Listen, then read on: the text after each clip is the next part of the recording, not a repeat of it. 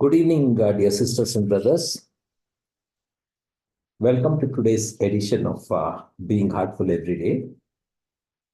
We are on week 29, day 196. We are starting a new quality which we need to focus on throughout the week, and the quality for the week is surrender. This program, Being Heartful Every Day, is being organized to celebrate Revered Babuji Maharaj's 125th birth anniversary. The whole year we'll be having this program. My name is Prasanna Krishna, and I'll be facilitating today's program. So welcome everybody to this program. Let's try to work over the week, ponder over the week, introspect over the week on this particular quality, which is a very important quality in Search Mark, heartfulness, on how do we develop and improve surrender. So let's start the program. Before that, a very gentle reminder to everybody that let's try to think of one or two people who have not yet started Search Mark, one or two people in our friends and family circle who have not yet started Search Mark, and send the link to the master classes by Tachi to these people so they can come to know about Search Mark and also start Search Mark.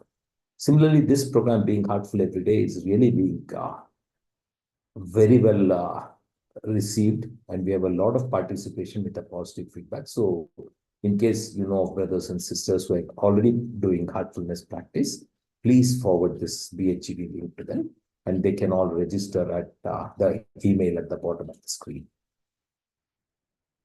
So let's start with today's reading. Today's reading is Becoming Whole, an article by Daji dated 1st October 2023.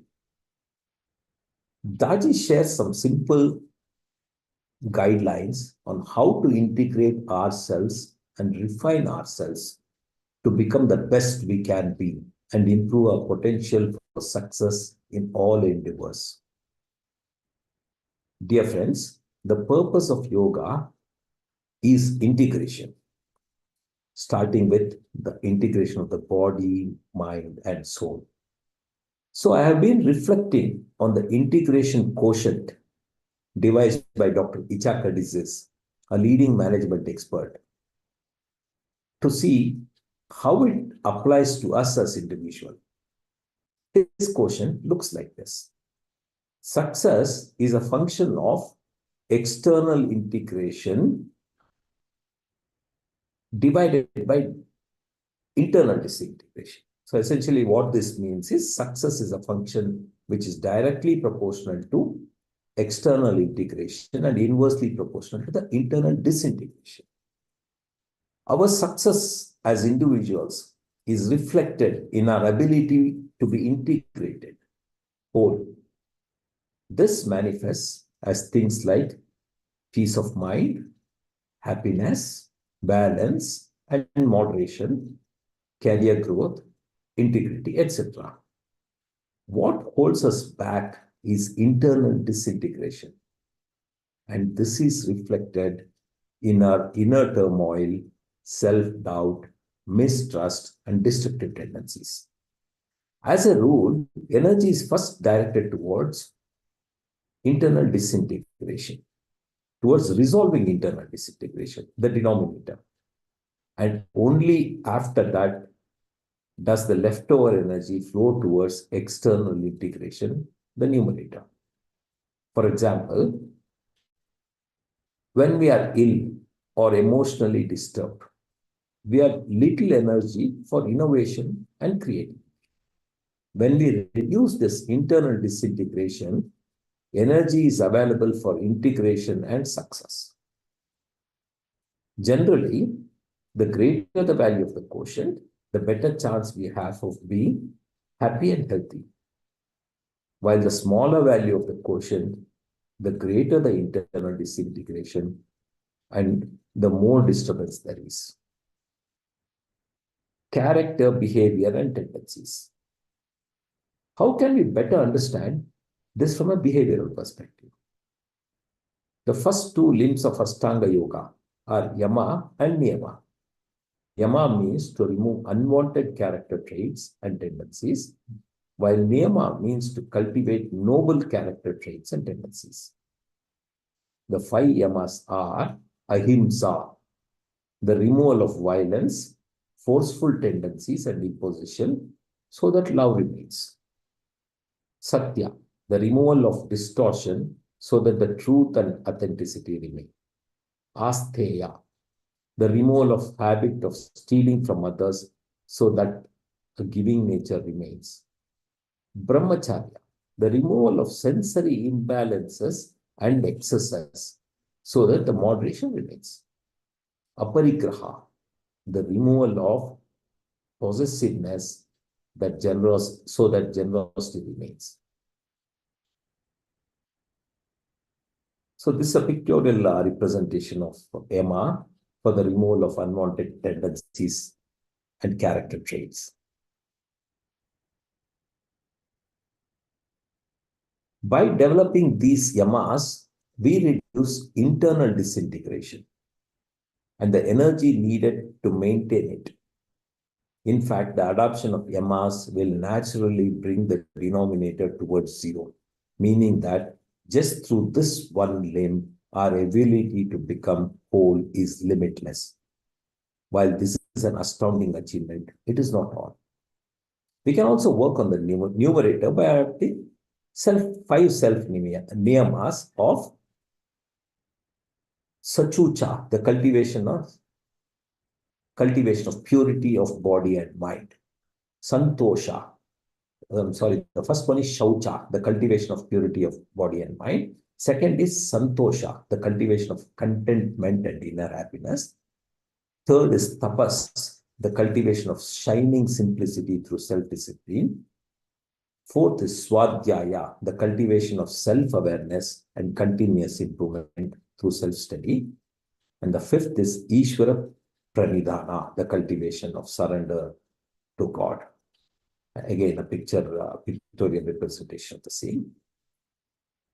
I think let's pause our reading here and spend some time on introspecting. I think Daji has brought in a very important link on the integration quotient devised by Dr. Ichakadizis into the Ashtanga Yoga Paddhati of Patanjali. So let's ponder over this external integration and internal disintegration, what it really means, how are we doing it. Let's spend some time introspecting on this. 9 o'clock, let's start the universal prayer.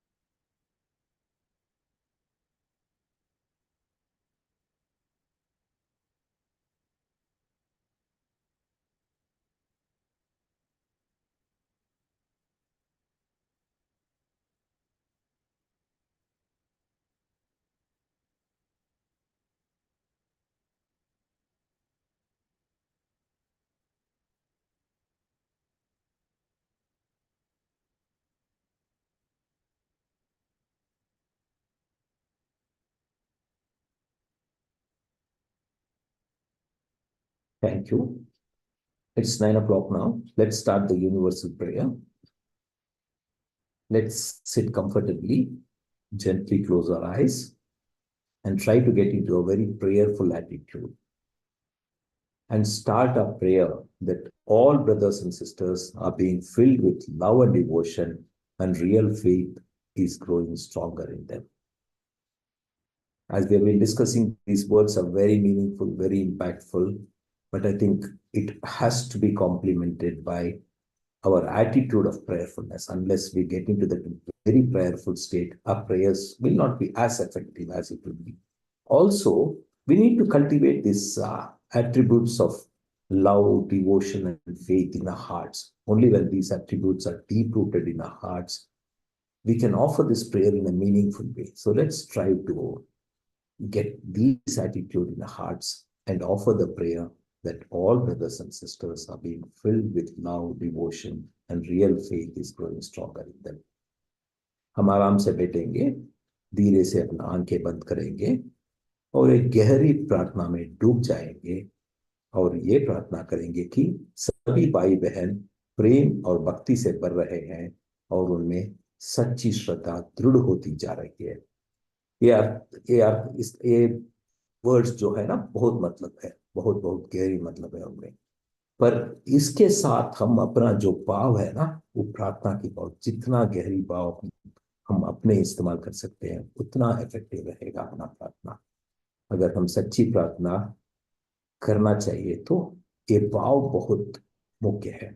और एक और चीज जो मुख्य है कि अपना हृदय में ये प्रेम, भक्ति और श्रद्धा भरना चाहिए। जब हम अपने हृदय में ये सब भावनाएं रख के प्रार्थना करते हैं, तब अपना प्रार्थना बहुत बहुत इम्पैक्टफुल हो सकता है। और ये प्रार्थना करेंगे कि सभी भाई बहन प्रेम और भक्ति से भर रहे हैं और उनमें सच्ची श्रद्धा दृढ़ होती जा रही है। Let's continue our prayer till 9:15।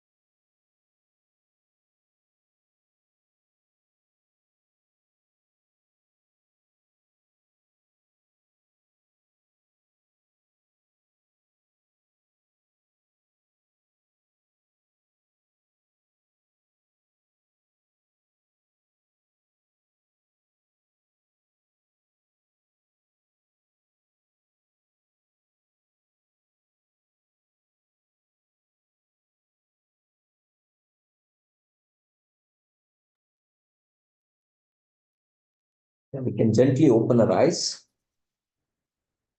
while trying to retain the prayerful attitude we've gotten into. Let's gently open our eyes and try to retain this condition as much as we can. So we come to the end of today's session. A very gentle reminder on a couple of things. One is let's all sit for a bedtime prayer and reflect on the activities for the day and offer our prayers to my master in a very supplicant mood. The second thing is the quality for the week is a very important aspect of our sadhana, which is surrender. Let's, apart from the reading we're doing, let's also look at many other videos where Daji has talked so much about surrender. So this is something the line at the bottom of the screen says surrender by yielding to the wind's direction, rising higher through trust and harmony rather than resistance. That's what the kite is indicating of. So let's all think this over and see you all tomorrow morning at 6 a.m. Thank you and have a very good night.